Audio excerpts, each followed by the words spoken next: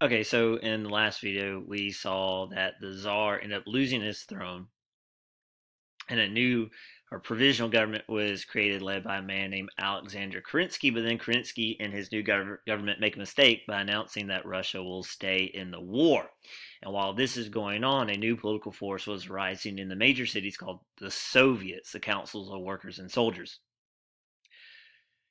So in steps our newest character, Vladimir Ilyich Lenin. Now, for much of the war, Lenin was not in Russia. He had been kicked out of Russia for being a political revolutionary.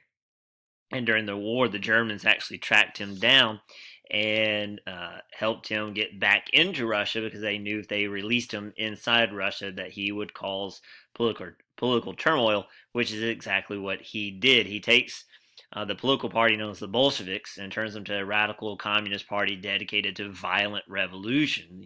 The overthrow of the bourgeoisie at the hands of the proletariat, all that Karl Marx stuff from the Communist Manifesto. And the Bolsheviks are appealing because Lenin is a master at propaganda. He begins to promise the people things. Remember, as the women marched through Petrograd, their slogan was peace and bread. Well, the slogan of the Bolsheviks is peace, land, and bread. Very appealing. So he's promising all those communist ideals of land for everybody and a classless society and everyone will be equal and then we're going to have peace and we're going to get out of this war. And though the Bolsheviks were never large in number, the new government was so unpopular, it was relatively easy for them to overthrow that provisional government. And so the Bolsheviks take over and they create a council of people's commissars that in theory ran things, but in reality it was Lenin and his close associates running everything. And now that he's got to start delivering on that promise, particularly the promise of peace. So he signs with the Central Powers the Treaty of Brest-Litovsk, which cost Russia a lot of land, everything in pink there.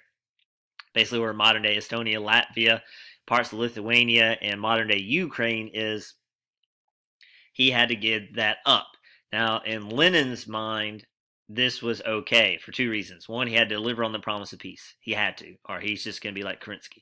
So he had to deliver on the promise of peace. Plus, Lenin, despite his faults, and there was a lot of them, he did appear to be a true believer in communism. So he believed that the communist revolution that he was starting in Russia would sweep across all of Europe, and eventually all of Europe would be communist anyway. You wouldn't even have countries anymore. They would all be on the same team, so to speak. So it didn't really matter. You just sacrifice some territory now to get peace right now. But they didn't get peace. Civil war breaks out in Russia. Remember, World War I is still going on. Civil war breaks out in Russia between the Bolsheviks, that's Lenin's crew, and the Mensheviks, everybody else. More commonly called the Reds versus the Whites. The Reds are the Bolsheviks, the communists. In fact, that color red will become associated with communism from now until communism faded away in Europe in the early 1990s. You even had an expression in America, better dead than red, right? Better be dead than a communist. So the Reds are the communists, the Bolsheviks, Lenin and his group, versus the Whites. So the Reds, right, they're led by Lenin. They have a clear leader and clear goals in mind. The Whites are everybody else. You've got Tsar loyalists, liberals, anti-Leninist socialists. You got communists who hated Lenin. So the Whites are all over the place. There's no clear leadership. There's no clearly defined goal either. Even though there's more Whites than Reds, the Reds, though, are united in leadership and cause. Right? So that's going to be a huge difference. The Whites, they don't play well with each other, basically. There's not a lot of what maybe we call team chemistry there. And once again, a lack of leadership. Now, the Whites are helped by the Allies during World War I. The Allies are hoping if the Whites win the Civil War, Russia will rejoin the war. But instead of helping, that actually hurt the Whites, because then the Reds, using their propaganda, told the Russian people, oh, the Whites are just mere puppets of the Europeans, of the European imperialists. You can't trust the Whites. They don't really represent the true Russia. It's it's the Reds. So helping the Whites actually hurt the Whites. So eventually the communists are going to win, in part because of Leon Trotsky. This was Lenin's, I guess you say, second in command. He became the Commissar of War. And it was his job to turn the Red forces into a highly dedicated, trained army, which he did with ruthless efficiency. If you disobeyed an order, you were executed. There's your discipline right there. And then the communists, anything they take over, they then put towards the war effort. It's called war communism. It's like the communist version of a planned economy that we learned about in section 2. So they've got a clear leader in Lenin. They have an excellent organizer in Leon Trotsky.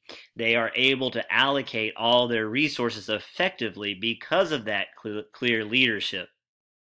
And for people who don't want to get on board, they create the Cheka.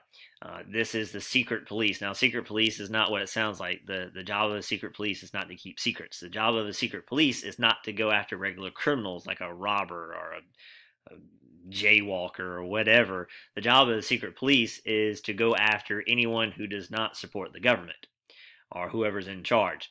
And the Cheka began what's called the Red Fear. If you disobeyed the Cheka, or if it was thought that you did not support the communists, the Cheka would round you up and you would just disappear. This is the forerunner of the KGB of the Soviet era.